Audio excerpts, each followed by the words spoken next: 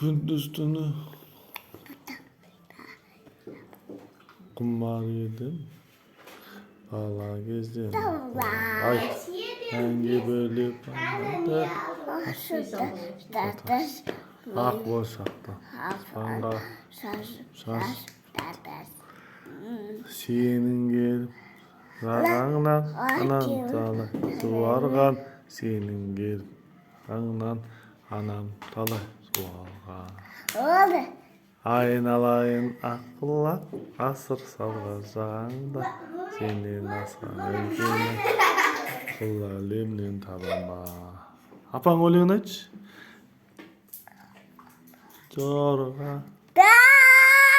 Akti. Gel mağaradan vurunlar robotan. Aydan ki.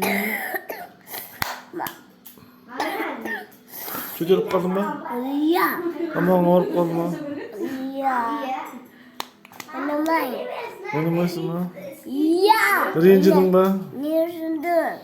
Kimge rencildin? Ama. Tuzluğa bardım ben. Ya. Gülcan apayı sen жүргüzdün ben. Ya. Özün jör dedim ben. Sen ne dedin? Korkağım dedim ben.